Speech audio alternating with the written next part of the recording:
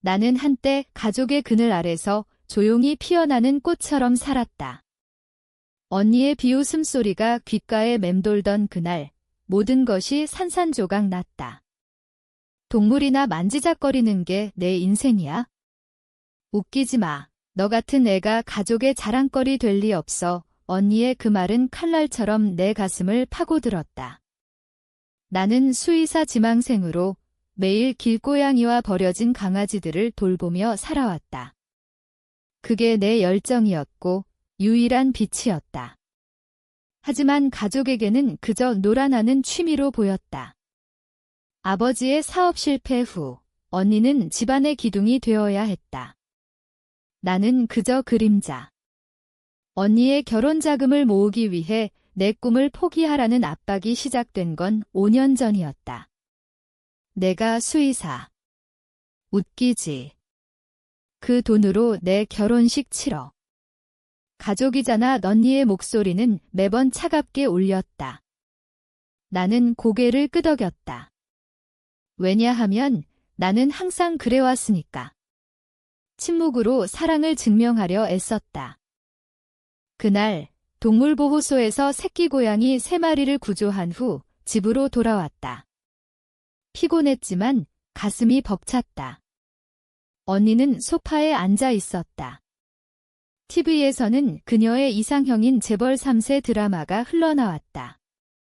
오늘도 동물들하고 놀았어. 너 진짜 한심해.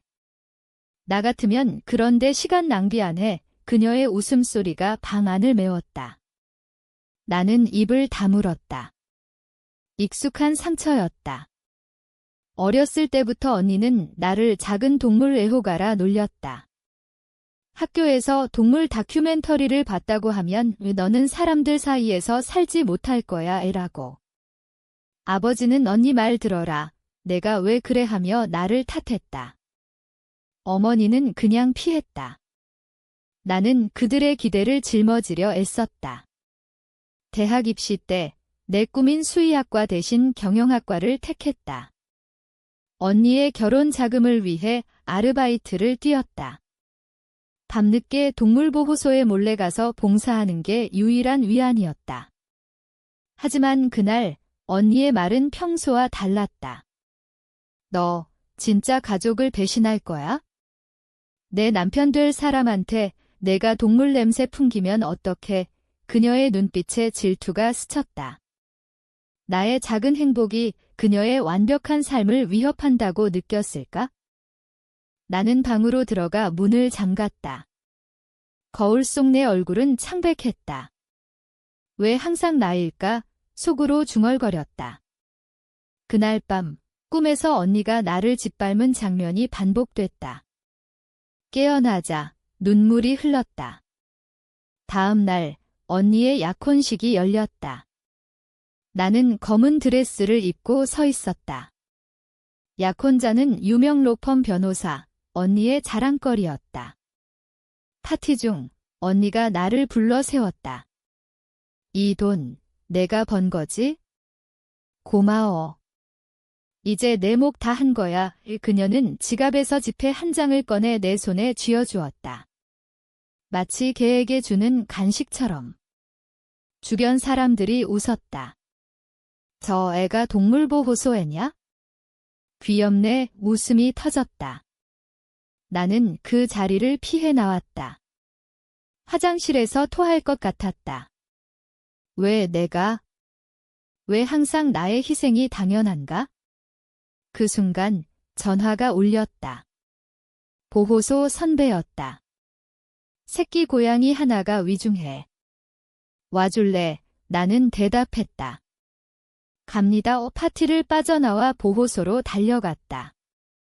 그곳에서 고양이를 안고 있으니 비로소 살아있음을 느꼈다. 그 후로 언니와의 거리는 점점 멀어졌다. 그녀는 결혼 준비에 바빴고 나는 대학을 졸업한 후 작은 동물병원에서 인턴을 시작했다. 월급은 쥐꼬리만큼 적었지만 매일 새 생명을 구하는 기쁨이 나를 지탱했다. 언니는 가끔 전화로 돈 좀 보내. 집안 사정이 안 좋아 라고 했다. 나는 보냈다. 아버지의 빚이 늘었고 어머니의 병원비가 들었다. 가족이잖아 라는 말은 내게 쇠사슬이었다. 하지만 언니의 결혼식 날 모든 게 변했다. 나는 드레스 대신 작업복 차림으로 병원에 있었다.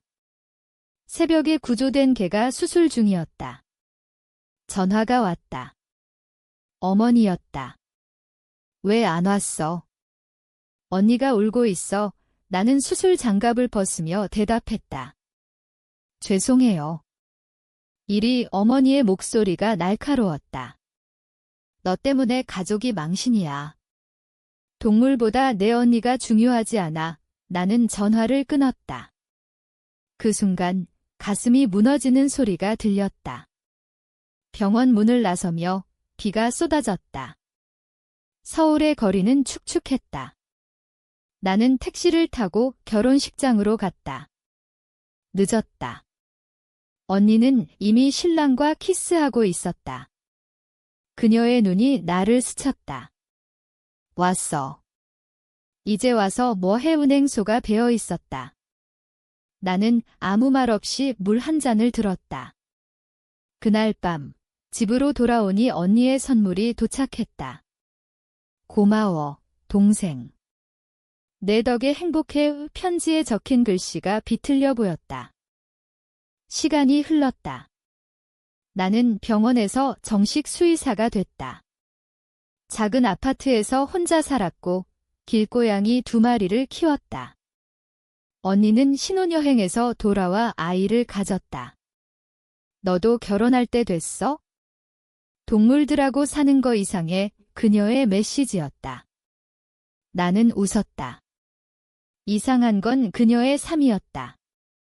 소문이 들려왔다. 신랑이 바람을 피우고 언니가 울며 어머니에게 하소연한다. 내가 왜 이런 삶을 살아? 어머니가 나에게 말했다. 언니 도와줘. 내가 가족의 버팀목이야. 나는 거절했다. 처음으로. 엄마, 나도 내 삶이 있어요. 전화기 넘어 침묵이 길었다. 그 후 언니가 직접 왔다. 화려한 옷차림으로 내 아파트 문을 두드렸다. 돈 좀 빌려줄래? 신랑이 사업 망쳤어. 그녀의 눈은 붉었다. 나는 문을 열었다. 언니, 왜 항상 나한테 오는 거야? 내가 내 ATM이야. 언니가 웃었다. 가족이잖아. 내가 동물들 돌보는 것처럼 나도 내 도움 필요해. 그 말에 피가 거꾸로 솟았다. 동물들. 언니가 날 그렇게 봤어? 그게 나의 삶을 비웃던 그 말, 언니의 표정이 굳었다. 그때는 장난이었어. 너 아직도 그걸 기억해. 나는 고개를 저었다. 기억 안 해. 그냥 이제 그만해. 문을 닫았다. 그녀의 노크 소리가 메아리 쳤다. 그날 이후 언니와의 연락이 끊겼다. 나는 자유로움을 느꼈다. 병원에서 새로운 프로젝트를 시작했다. 버려진 동물들을 위한 무료 진료소. 자원봉사자들이 모여들었고 내 삶은 빛났다.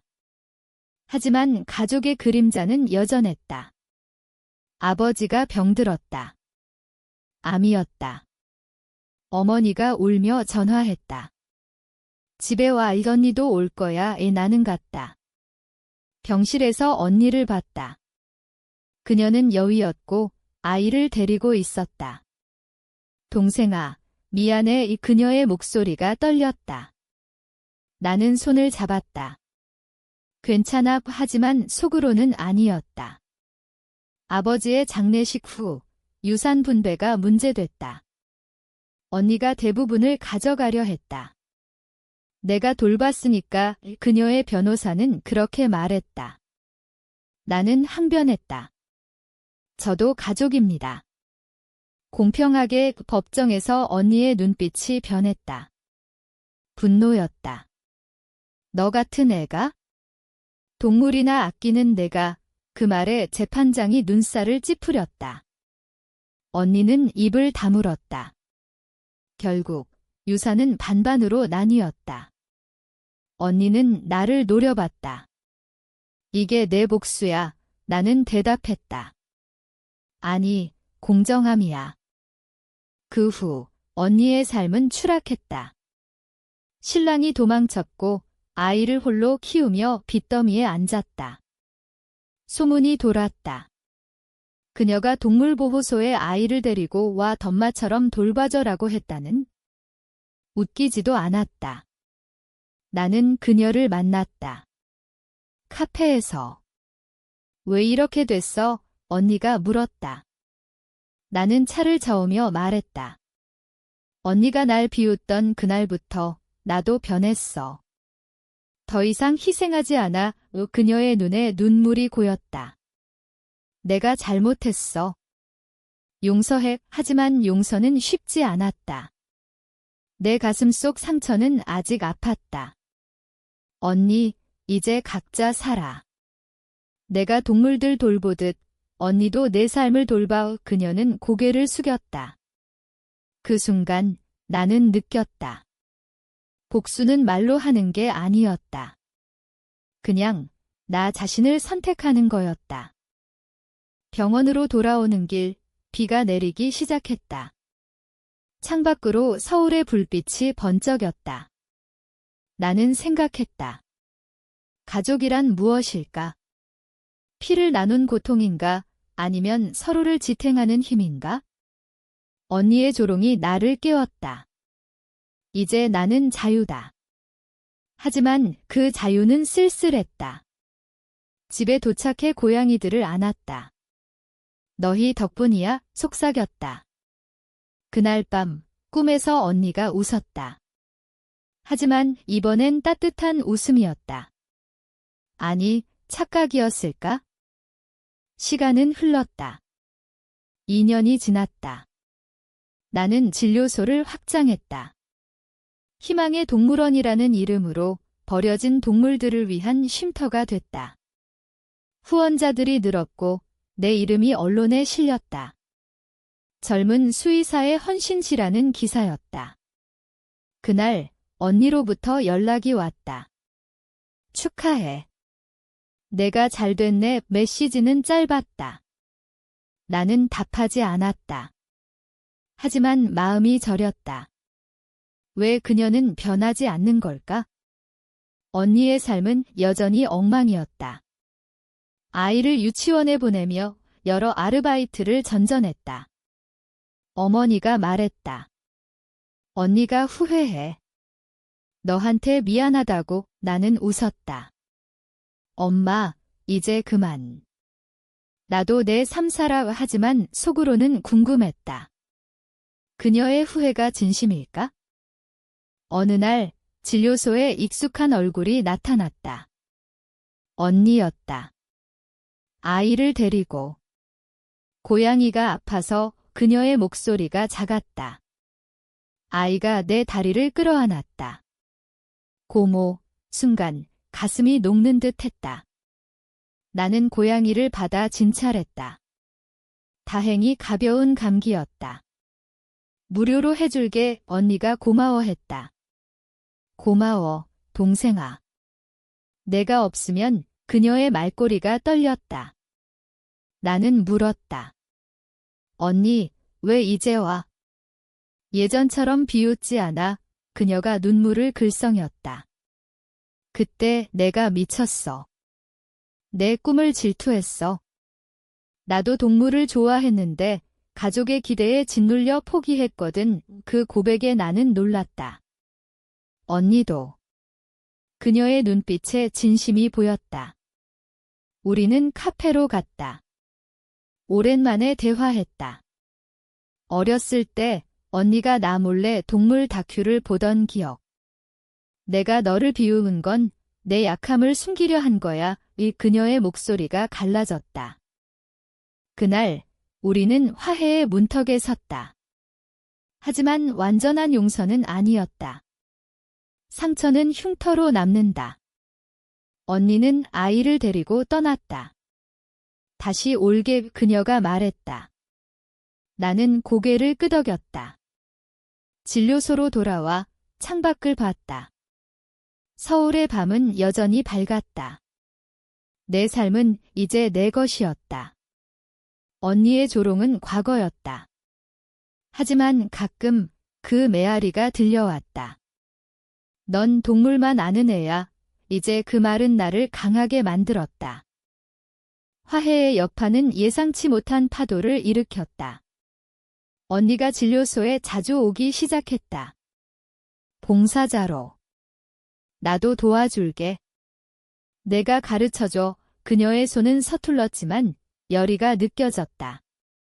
아이는 고양이들과 놀며 웃었다.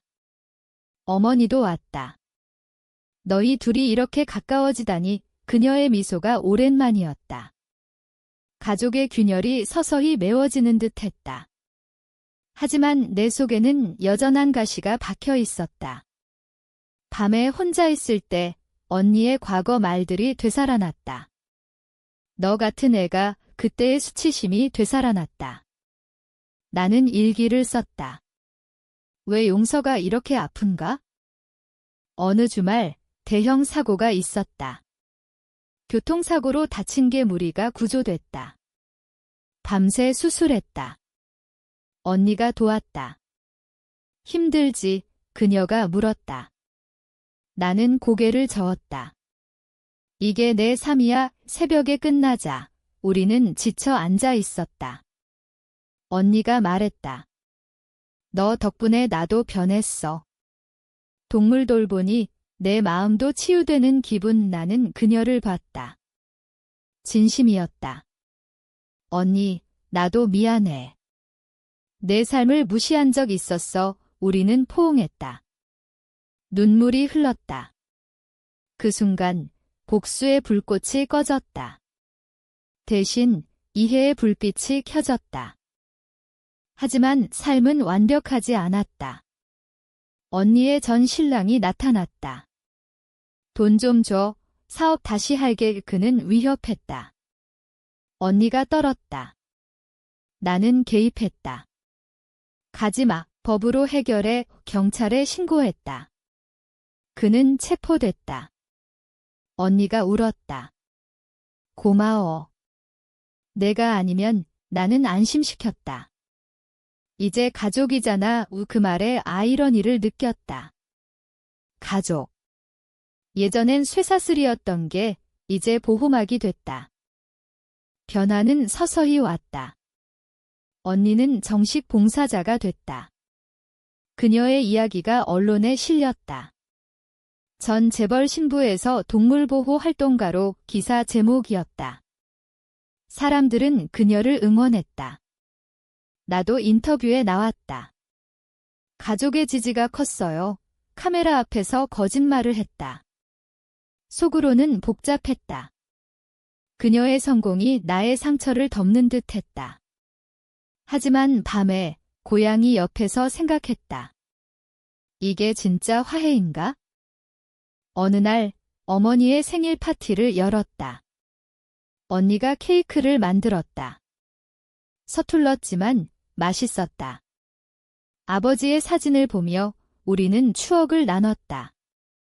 아빠가 내 꿈 응원했어. 어머니가 말했다. 언니가 눈물을 닦았다. 내가 잘못했어. 동생 꿈을 비웃다니. 나는 손을 잡았다. 지났어. 파티 끝에 언니가 선물을 줬다. 작은 목걸이. 동물 모양이야. 내 열정 상징. 이 가슴이 뜨거웠다.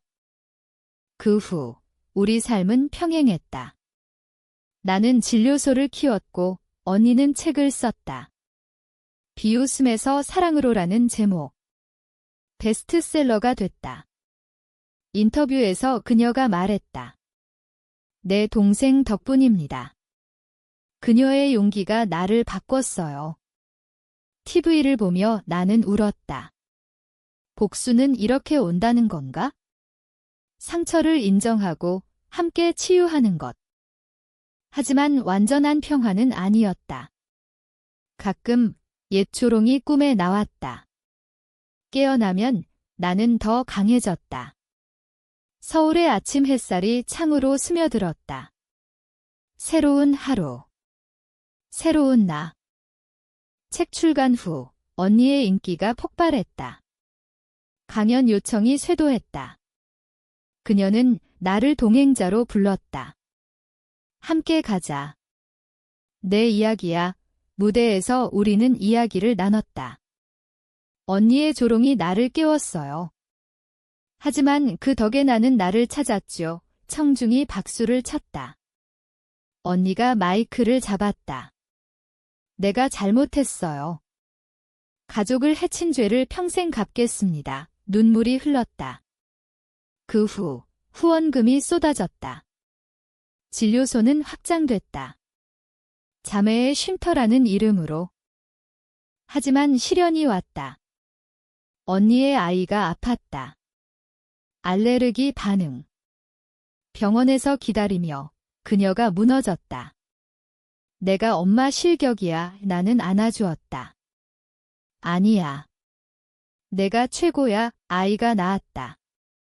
그날 우리는 공원에 갔다. 벤치에 앉아 서울의 스카이라인을 봤다. 동생아, 사랑해. 언니가 말했다.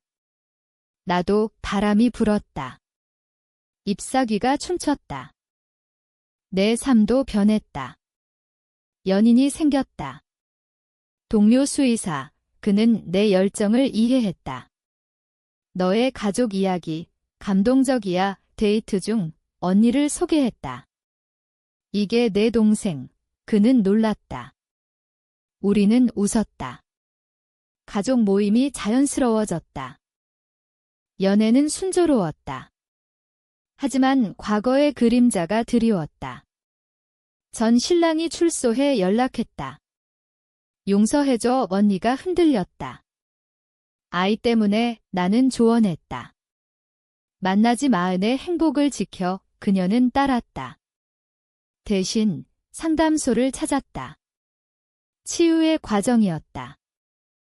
나는 결혼을 준비했다. 작은 결혼식. 언니가 꽃다발을 들고 왔다. 행복해. 동생아. 눈물이 고였다. 신랑이 말했다. 내 가족, 멋져. 우리는 토스트했다. 가족에게 그 말의 무게가 달라졌다. 결혼 후 나는 임신했다. 언니의 아이와 함께 놀며 미래를 그렸다. 이 아이들이 서로 사랑하길. 언니가 말했다. 우리는 약속했다. 과거를 잊고 미래를 함께.